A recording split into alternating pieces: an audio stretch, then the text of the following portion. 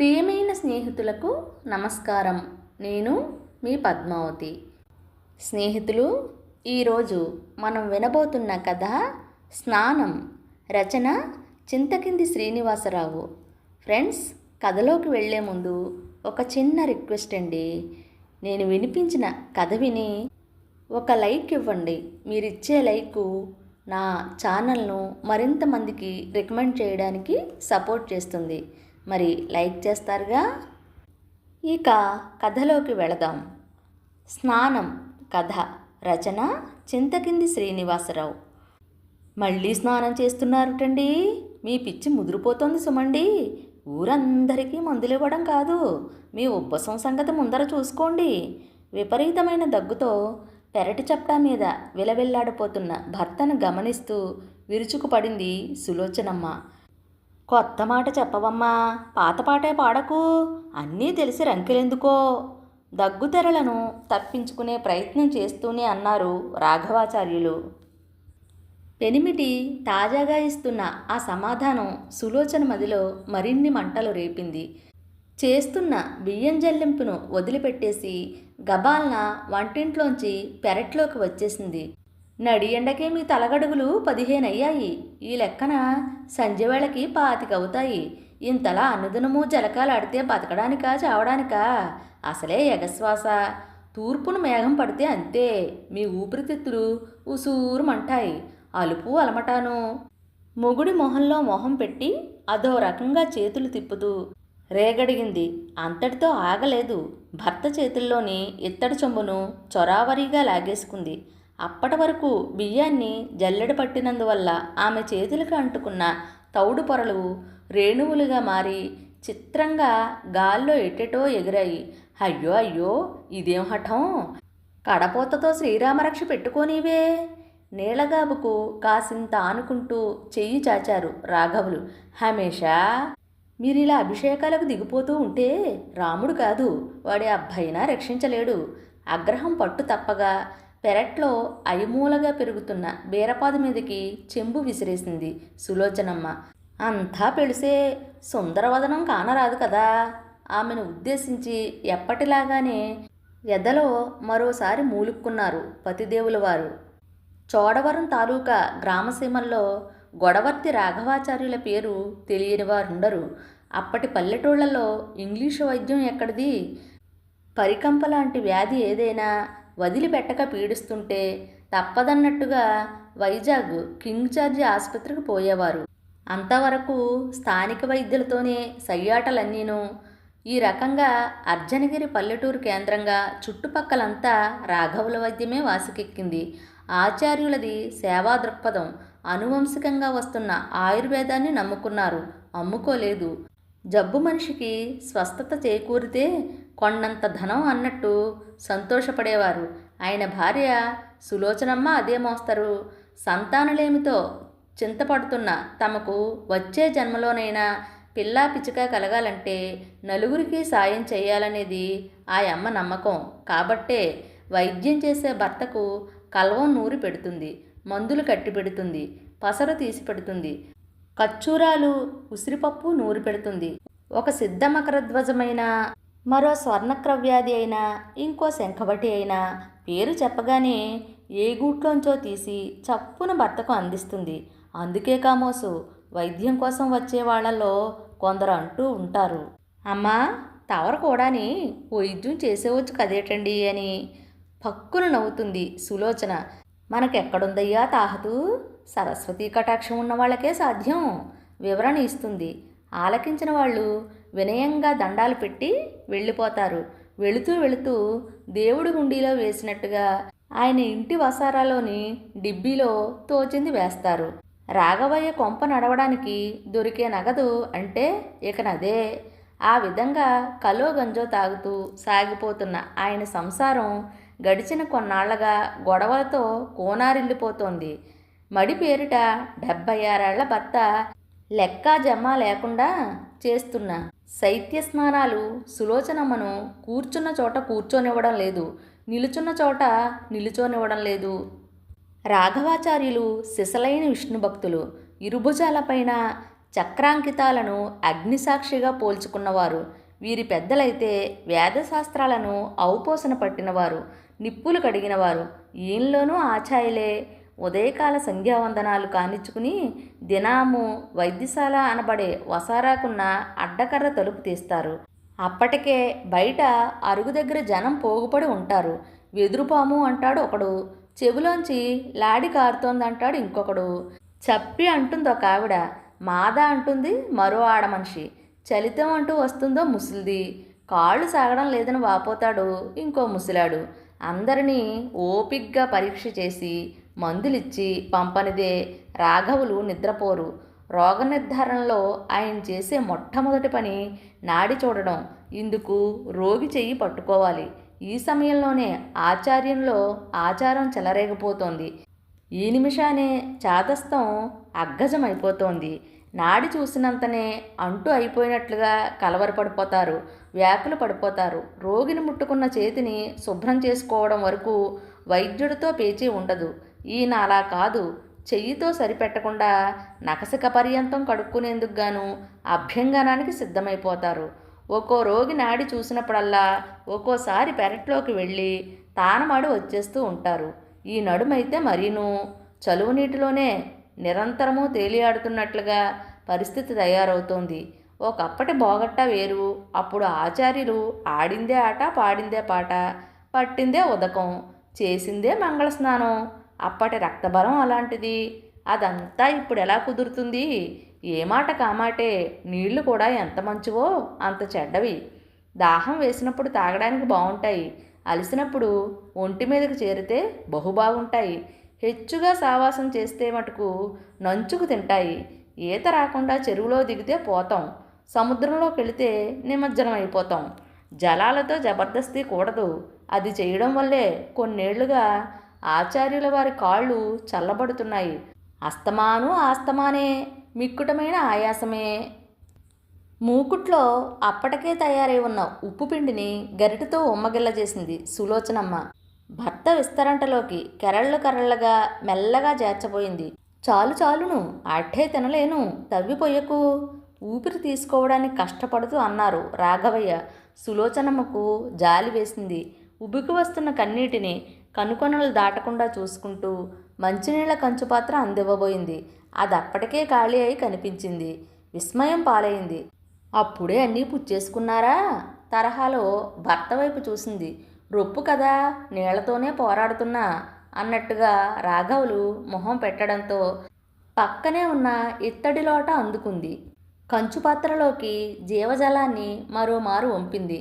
పెనుమిటి వెన్ను మీద చెయ్యి వేసింది. మేను రాస్తూ తాటాకు విసనకరతో వేవన ఆరంభించింది. రేయి దీపం వెలుగులో భర్త వదనాన్ని తదేకంగా చూసింది. ఒకనాటి బలంగల పతి కాదు ఈ అమాయక మహారాజు. ఇప్పుడు ప్రాణం కడంటుకు పోయినవాడు. ఏవేవో విశ్వాసాల కోసం తనువును అర్పిస్తున్నవాడు. ఈ తలపోతలు ముప్పిరిగొనగా ఆమెకేదో జ్ఞప్తికి వచ్చినట్టయింది. నేనొకటి అడుగుతాను, చెప్తారా? సూటిగా మగన్ని చూస్తూ గొంతు సవరించింది. రాఘవులు ఆమె వైపే దృక్కులు నిలిపారు. చిన్నపాటి చిరునవ్వు చిందించారు. దక్కిన అవకాశాన్ని వదులుకోకూడదని సులోచనమ్మ అనేసుకుంది. వెనువెంటనే గంభీరమైన స్వరంతో, వయసు మీద పడుతోంది అంచేత నసిగింది. ముందుకు సాగలేనట్టయింది. అంచేత రెట్టించారు ఆచార్యులు. ఈ పట్టును మీరు వైద్యం మానేస్తే తీరిపోతుంది. చెప్పకూడనిది ఏదో చెప్పక తప్పదన్నట్టుగా బయలువెడలించింది సులోచనమ్మ. భూకంపం వచ్చినట్టుగా అదిరిపడ్డారు రాఘవులు. ఉప్పుపిండిలో జొనిపిన చేతివేళ్లను ఠక్కున వెనక్కి లాక్కున్నారు. నేనెందుకు వైద్యం మానేయాలి? అది మా ఇంటి ఇలవేల్పు. కొంచెం గట్టిగానే అన్నారు. అలా అయితే స్నానాలైనా వదిలేయాలి, తగవ ముదిరినా పర్వాలేదన్నట్లుగా బెంకాన్ని ప్రదర్శించింది సులోచన. అంటూ ముట్టూ కాదని బతకలేను. ఆచార్యులు ఖణీగా కణకణలాడారు. ఆరోగ్యానికి మించిన అంట్లుంటాయా? తులాల కొద్దీ కపకేసరి మింగుతున్నారు. గుండెకి ఎంత నష్టమో కనిపెట్టుకున్నారా? రోగుల నాడి చూడ్డమైనా మానుకోండి అయితేను. సులోచనమ్మ స్థిరచిత్తంతో పలికింది. నాడి ఆయుర్వేదానికి జీవనాడి, దాన్ని చూడొద్దంటావా? రాఘవయ్య నిబ్బరంగానే ప్రశ్నించారు. అందర్నీ పరీక్ష చేశాక ఒక్కసారి ఆ మడి స్నానం ఏదో చెయ్యండి. నాడి చూసిన ప్రతిసారి నీళ్లలో మునుగుతుంటే ముందు మీరు ఆనక నేను చస్తాం. కొండంత కోపాన్ని పంటి బిగువన భరిస్తూనే ఉడుకుబీతుతో వెల్లువెత్తింది సులోచన. చివరి మాటలు అంటున్నప్పుడు ఆమె గళం గద్గదమైంది. భార్య స్థితి రాఘవులకు ఆకళింపు కాకపోలేదు. తన కోసమే ఆమె కటకటా పడుతోందన్న భావన రాగానే కదలబారారు. వ్యవహారాన్ని సాగదీయదలుచుకోలేదు. సున్నితంగా మాటలు మొదలుపెట్టారు. నాడులన్నీ చూశాక తీరుబాటుగా తీర్థాలంటే ఎలా? మధ్యలో మందులు ముట్టుకోవద్దా? దేవతా పుట్టుకలైన ఔషధులను ఆ చేత ఈ చేత తాకవచ్చునా? మనకు వైద్యము తప్పదు, శుచి తప్పదు. సులోచనమ్మ శీర్షాన ఆప్యాయంగా ఎడమ చేయి ఉంచుతూ అర్థం చేసుకోమన్నట్టుగా నేత్రయుగళంతో బతిమాలారు. పతి హస్తస్పర్శ తలను తాకగానే ఎందుకనో చెప్పలేనంతటి బెంగ సులోచనమ్మ హృదయాన్ని ఏర్పడిపోయింది. ఎడద ద్రవించిపోయింది. పరితాపము చెందిపోయింది. వర్షిస్తున్న నేత్రాలను రెండు చేతులతో చిన్నపిల్లలా తుడుచుకుంది. నాకెవరున్నారండి? మీరే కదండి అన్నీను. మీరు నీళ్లలో నిత్యము మసలగలరేమో, నేను మాత్రం కన్నీళ్లలో ముద్ద కాలేనండి.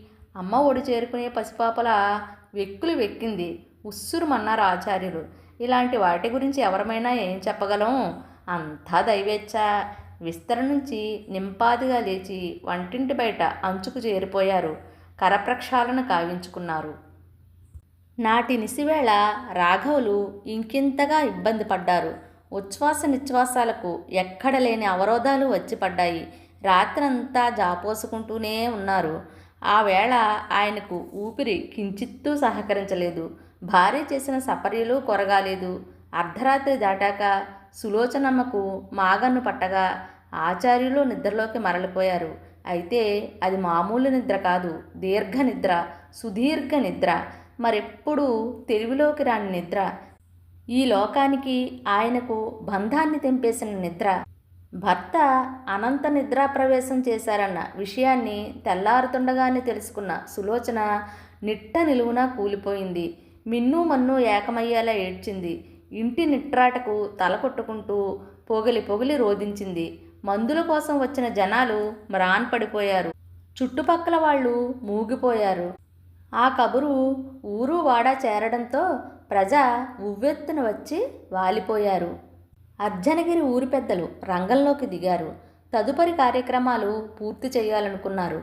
అపకర్మలు చేయించే మేడిపర్తి సంజీవుని పిలుచుకొచ్చారు. సంతు లేదు గనక కర్తవ్యం మీదన వేసుకుని తనే కార్యం కానిస్తానని గ్రామ బొగత బసవరాజు భానుమూర్తి సభక్తిగంగా ముందుకు వచ్చాడు. సంజీవి చకచకా పనులు జరిపిస్తున్నాడు. జనసమూహం మధ్యన ఇంటి మొగన రాఘవుల పార్థివకాయాన్ని పానుపు చేశారు. పాడి సిద్ధమైంది. ఎక్కడైతే ఆయన వైద్యం చేసేవారో ఆ అరుగు మీదనే సులోచనమ్మను కూర్చోబెట్టారు. భర్తకు జరిగే అంత్యక్రియలన్నీ ఆమె పరికించి తీరాలని ఎవరో నోరు పెట్టారు. ఆ ప్రకారమే అంత్యక్రియా ఘట్టాన్ని విషాదాశ్రువుల్లో తడుస్తూ అంజలి ఘటిస్తూ చూస్తోంది సులోచనమ్మ. ఇంతలోనే సంజీవి ప్రేతకు స్నానం చేయించాలి. ఈ నీళ్లు ధారల ధారలుగా పార్థివదేహం పైన పారించండి అంటూ పక్కనే ఉన్న నీళ్ల బిందెను కర్మ చేస్తున్న భానుమూర్తికి అందించాడు. బిందెని ఎత్తి పట్టుకుని శవం దగ్గరగా కదలబోయాడు భాను.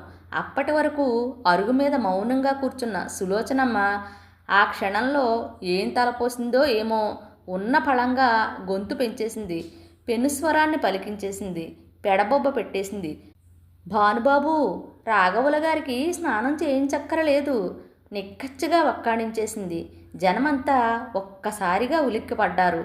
ప్రేత చుట్టూ చేరిన ప్రజాళి సైతం ఔరా ఇదేం మాట అన్నట్టుగా ఆశ్చర్యంతో ముక్కును వేలేసుకున్నారు. ఆచార్యుని నిర్జీవమూర్తికి స్నానం చేయిద్దామనుకున్న భానుమూర్తి కొయ్య అయిపోయాడు. అందరి వంక అయోమయంగా చూశాడు. సంజీవికి ఇదేం అర్థం కాలేదు. ఇటువంటి పరిస్థితి అతనికెన్నడూ ఏ ప్రేతం వద్ద ఎదురు కాలేదు. బుర్ర గోక్కున్నాడు. కొన్ని క్షణాలకే తేరుకున్నాడు. ఏంటమ్మా, అయ్యగారికి స్నానం వద్దంటున్నారేం? సులోచనమ్మ దగ్గరగా వచ్చి బెదురుచూపులతో అనునయంగా అడగనే అడిగాడు. అలా అతగాడు అడుగుతున్నప్పుడు ఆ పరిసరాల్లో నిశ్శబ్దం రాజ్యమేలింది. సులోచన చెప్పే సమాధానం ఏమిటన్నట్టుగా అక్కడి వారంతా ఊపిరి బిగబట్టి ఆమె దిక్కుకే చూస్తూ ఉండిపోయారు. అవును, నేను అన్నది మీరంతా విన్నది నిజమే. నా భర్తకు ఆఖరి మునక అనవసరం. గట్టిదైన తన అభిప్రాయాన్ని అంతకంటే గట్టిగా బయలుపరిచింది. ఆచార్యపత్ని స్నానం చేయించకుండా కర్మ కూడదు. పోయిన వారికి గతులు దక్కవు. ఇంకా సంజీవి మాటలు పూర్తవనేలేదు. మరేం పర్వాలేదు. జన్మ జన్మలకు సరిపడా తలస్నానాలు బతికుండగానే ఆయన చేసేశారు. అలా చేయడం వల్లే అనారోగ్యం పాలైపోయారు. ప్రాణాలు వదులుకున్నారు. ఆ మాయదారి శీతల స్నానాలు ఆయనకిక వద్దే వద్దు. దయచేసి ఇప్పుడైనా వారిని పొడిగా ఉండనివ్వండి. అంతులేని వేదనలో సైతం విస్పష్టమైన రీతిలో స్వరతంత్రులు కదిలించింది సులోచనమ్మ. ఇలా అంటూనే సంజీవి వైపు తిరిగింది. ఆయన సతిగా ఇదే నా నిర్ణయం. ఇప్పుడు ఇలాగే జరగాలి. ముఖాగ్ని కోసం సర్వం సిద్ధం చేసి ఆచార్యుల వారిని తీసుకువెళ్ళండి. అంతకు మించి మరేం చెయ్యకండి. గుండెలు అవిసిపోయేలా దుఃఖపడుతూనే తేట తెల్లంగా తేల్చి చెప్పేసింది. తటాలున అరుగుమించి లేచింది. పెనిమిటి దేహం వద్దకు చరచరా చేరింది. ఆయన పాదాలకు నమస్సులు చెల్లించింది. వెనుతిరిగింది. వసారా దాటింది. ఇంట్లోకి వెళ్ళిపోయింది. రాఘవాచార్యుల వారికి మడిస్నానాన్ని తొలిసారిగా సులోచనమ్మ తప్పించగలిగింది బహుశా ఈరోజేనేమో. స్నేహితులు, కథ చాలా బాగుంది కదండి. నాకైతే ఈ కథ చాలా బాగా నచ్చిందండి. చాలా అగ్రహారాల్లో ఈ మడి ఆచారాలు ఇప్పటికీ సజావుగా సాగుతూనే ఉన్నాయి. సులోచనమ్మ గారికి భర్త మీదున్న ప్రేమ ఎంత గొప్పదో, రాఘవాచార్యుల వారికి ప్రజల ఆరోగ్యాల మీద కూడా అంతే ప్రేమ. అలాంటి వారు ఇప్పుడు ఎక్కడున్నారు చెప్పండి. స్నేహితులు, నేను వినిపించిన కథ నచ్చితే లైక్ చేయండి, షేర్ చేయండి, సబ్స్క్రైబ్ చేసుకుని నన్ను ఎంకరేజ్ చేస్తారుగా. లైక్ చేయడం మర్చిపోకండి. మరొక మంచి కథతో మళ్ళీ కలుసుకుందామా? ఇక ఉంటానండి. సెలవా మరి.